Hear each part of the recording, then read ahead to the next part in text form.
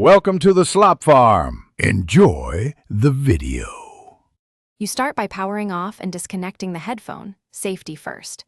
Lay them on a clean surface, ear cup facing up. Now, locate the cushion seam. Most models have a visible ridge or small tabs. Use your fingernail or a thin pry tool to lift one edge and peel gently. This prevents tearing.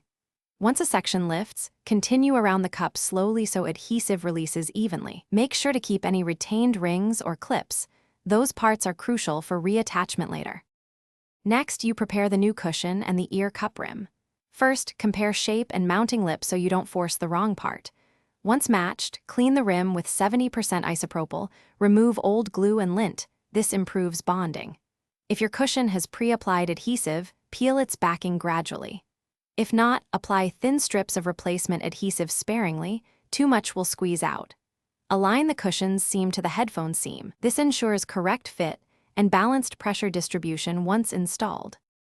To finish, you seat the cushion lip into the cup groove progressively. Start at one point, then work around the circumference, pressing firmly but evenly. Once fully seated, wear the headphones for 5 to 10 minutes. Check comfort, seal, and sound clarity. Good contact affects bass response. If you notice gaps, slipping, or rattles, remove and reseat or add thin adhesive strips where needed.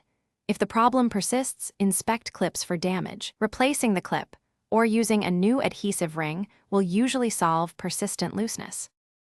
Thanks for watching. Consider subscribing if we helped you today.